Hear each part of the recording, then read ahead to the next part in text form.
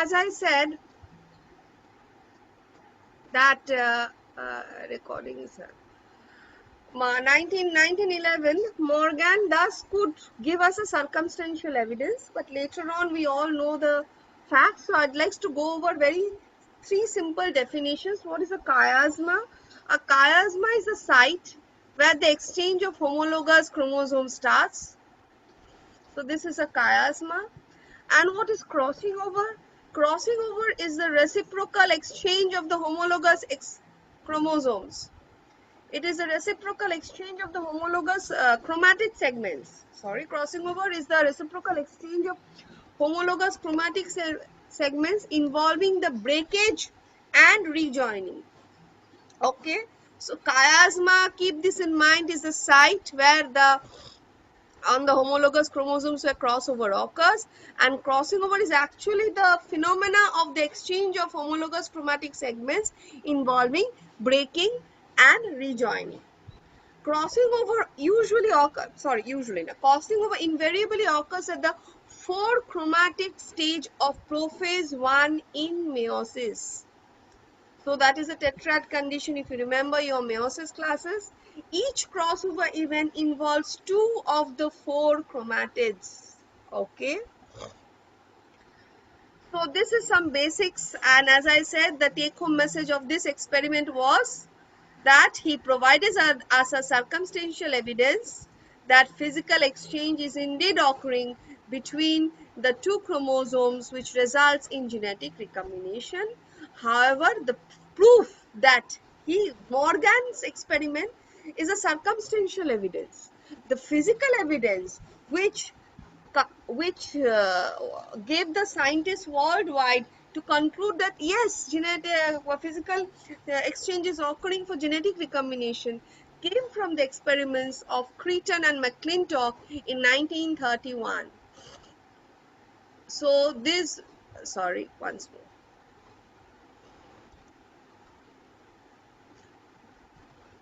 So this is Barbara McClintock and Harriet Creighton, and these experiments were done in 1931, and they took two peculiar kind of phenotype, two peculiar kind of chromosomes, if you can see.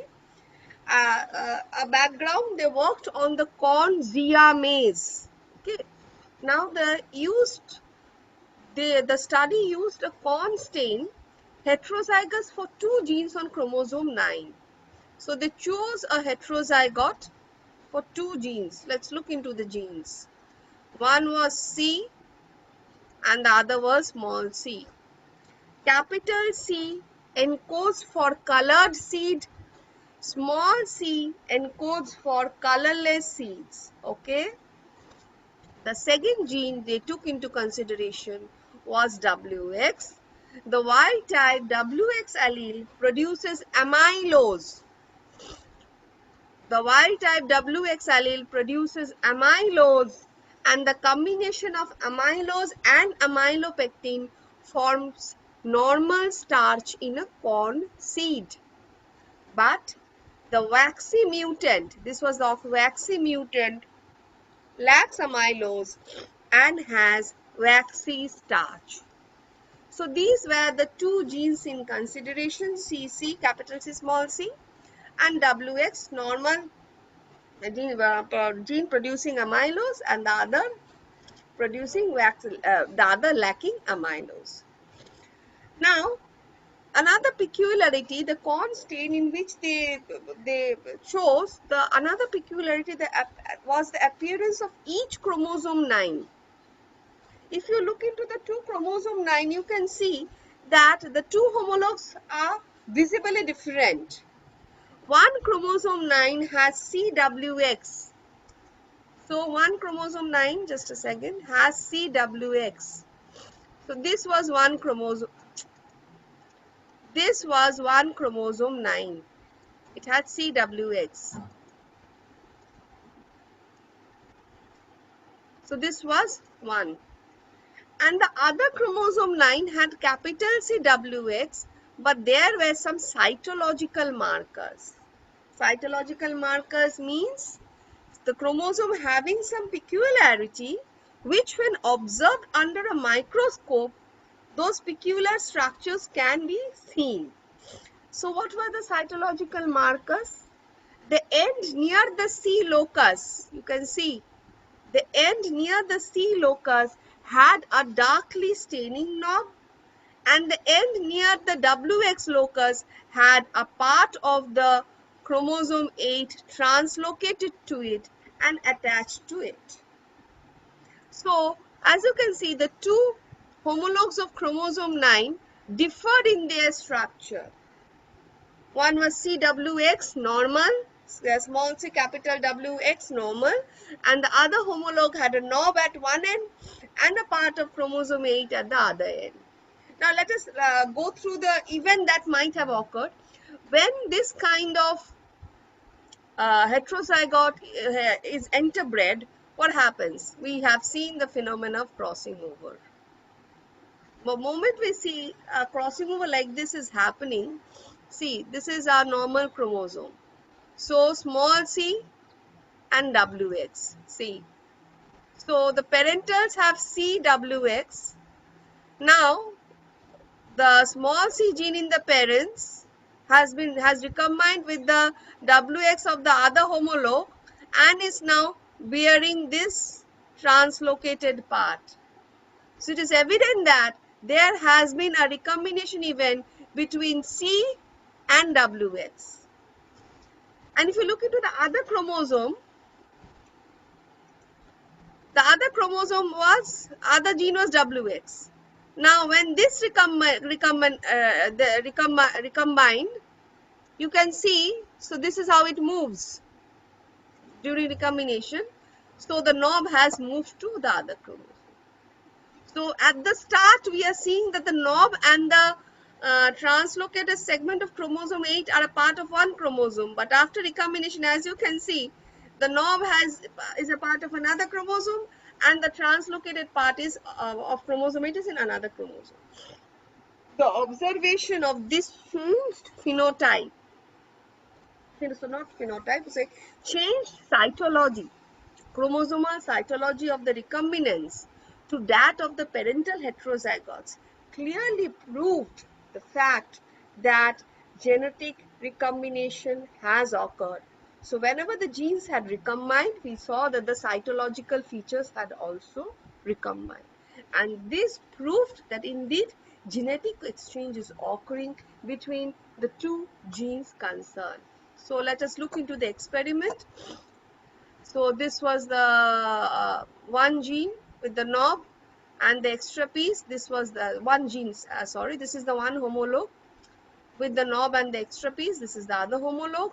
And as you can see, the genes are in repulsion. One dominant or wild type with another mutant. One recessive with the wild type. And this is so these are the heterozygotes. So these are the heterozygotes. This is a heterozygote. And this is homozygote. This process in the other parent, this is a homozygote, but this is in heterozygote fashion. So whatever. Now when the cross is done, we are getting crossing over. As you can see, a chiasma is occurring, followed by physical exchange. You can see the color has changed, the blue and the red. So initially the blue knob and the green knob was part of one chromosome, but after crossing over, we are seeing that the blue knob is part of one chromosome and the green knob is part of another chromosome, which clearly indicated that indeed physical exchange of chromosome do occur during crossing over, resulting in genetic recombination. So this was Barbara McClintock and Creighton's experiment in 1931. Then came another famous experiment. That was an experiment done in plants. But now the question is, if something is happening in the plant, then the same phenomena must be occurring in flies also or in the animal world. And so this experiment of Stern proved that the very similar phenomena, that physical exchange is indeed occurring between the two chromosomes in concern, two homologues in concern during recombination. So what did the scientist choose the two flies. The genes that were chosen were the eye color and the eye shape. Normal eye color is red, as you can see, red, and the mutant eye color carnation is somewhat is pink.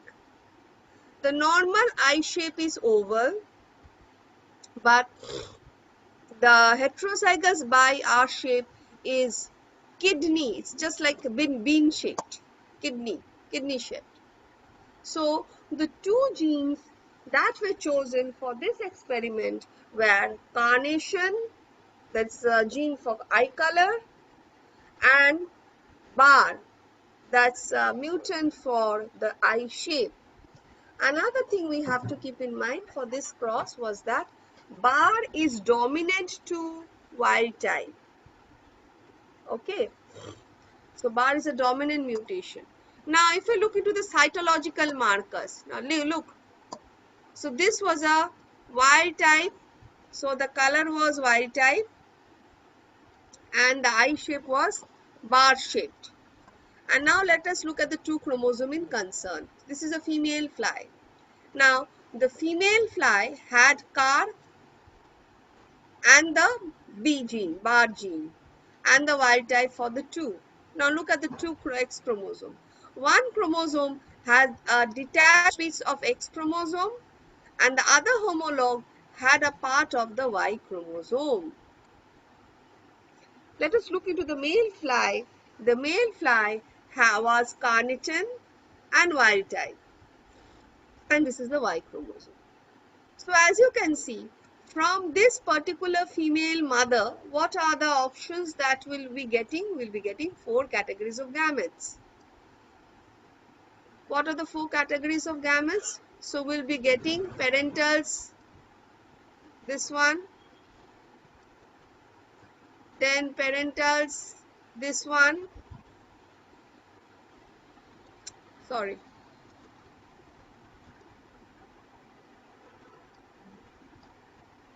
So we'll be getting one parental, this one parental, this one, and in the next category we'll be getting carnation wild type. So carnation, if you cross this way, so carnation wild type, and bar with that attached Y, and this parent will give only 2 variety of gametes. So the female gives us 4 variety of gametes because we have a heterozygous condition and we assume that there is recombination occurring. Now let's get into the cross. So this was the cross. So we have the male, this is the male, and this is the female. As you can see, since there is a detached piece of X chromosome, when the gamete inherited this one, this detached piece of X chromosome got lost in the process, and as a result the size of the X chromosome was reduced. So this gamete has a reduced length of the X chromosome. We have to keep that in mind. Now if we look into the experiment, so these are the chromosomes obtained from gametes obtained from the male fly, and these are the 4 variety of gametes obtained from the female fly, and accordingly we are getting 4 phenotypic individuals. So these are the recombinants, and these are the parentals. So here also, as you can see, recombination occurred actually in this case. No recombination occurred here. So unless and until a physical exchange happened, it was never possible for the detached part of the Y to come and sit adjacent to the CAR gene. So this experiment also very eloquently proves the fact that indeed physical exchange is essential for recombination to occur. So this was Starn's experiment. And now coming to the last part of today's class, that is the linkage ratio. So when I'll be doing linkage ratio, now let's look. So that was the part where it was proved. First we started with independent assortment, then we identified how independent assortment differs from complete linkage and incomplete linkage. Then we identified that during recombination, uh, physical exchange of chromosome is taking place. That started with Morgan's work, but the physical evidence was given by Barbara McClintock and Creighton in corn and by Stern in Drosophila. And finally, now moving on to the linkage ratio. So if we look into the linkage ratio, let us look into the cross. First, understand the cross. So we have in this case of linkage ratio, the two genes in concern, as you can see here, are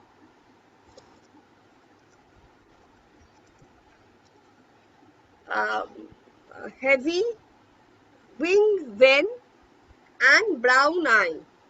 HV is for, what did I write that? Yeah, normal thin wing is the H plus, and normal red eyes is BW plus. Now the mutants are heavy ven wings and brown eyes.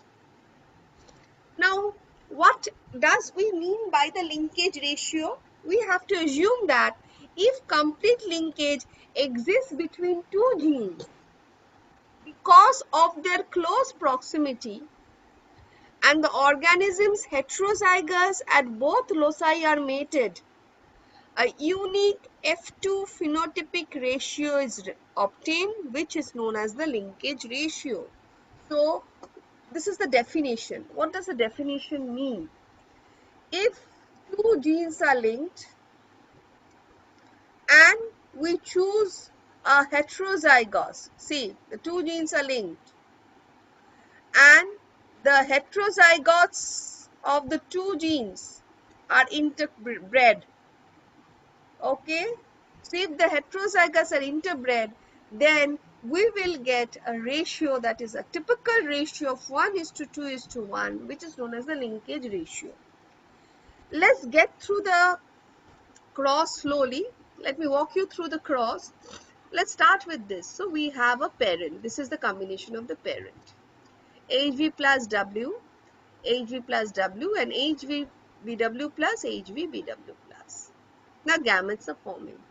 Since they are similar types, as you can see, HV plus W, HV plus W. Since they are similar types, the genetic rearrangement is similar. So one gamete is shown. So we have a one chromatid with this combination, one chromosome with this combination, one gamete with this combination, and another gamete with this combination. Now, on interbreeding, on breeding, when the gametes are fused, we get a fly having this combination. So as you can see, we have a heterozygous fly.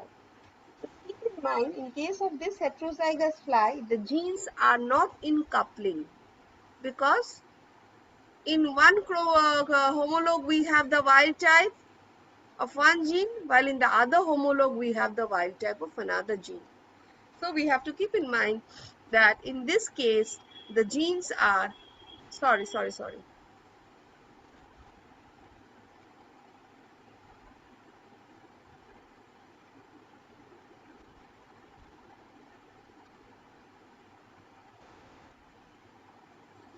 Just a second, how do I get out of this one?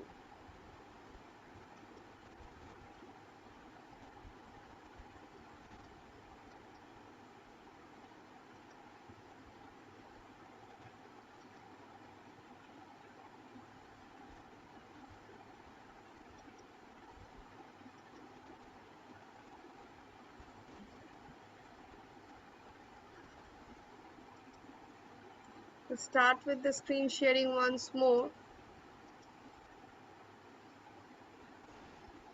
Let me go with the screen sharing once more.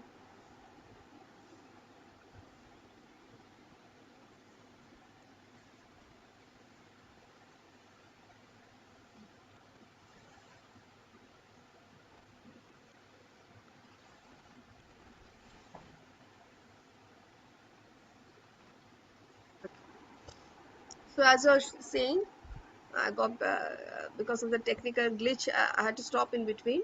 So the genes are not in coupling. Now, when this kind of flies are crossed, there are two kinds of crosses that has been shown. One, F1 crossed with another. This is crossed with another similar fly, and this fly is crossed with a test cross parents. That is the parent recessive for both the genes. So when we go for this kind of cross, so let's go for the first one, F1 into F1. See the two gametes, HV plus BW, HV BW plus, HV plus BW, HV BW plus. As you can see, simple Punnett square, recombine the gametes, and we are getting this intermediate condition. So HV plus BW and HV BW plus. Okay, we are getting HV plus BW and HV BW plus, which is nothing but the F1 parent. See the cross, which is nothing but the F1 parent. So we are getting 2. And then we have a completely recessive homozygote. As you can see here, we are having this is not a completely recessive. This is this is a heterozygote. No, this is a homozygote, and this is also a homozygote. So we are getting two heterozygotes, one homozygote, one homozygote. Look into the combination. So when F1 hybrids in this manner are crossed, we get one homozygote, which is thin brown, two heterozygotes, thin red, and another one homozygote, heavy red, for the two genes in concern. So this is known as a linkage ratio. This ratio is obtained only when we have to keep in mind the two conditions, that the linkage exists between two genes because of the close proximity, and initially when the mating is been done, the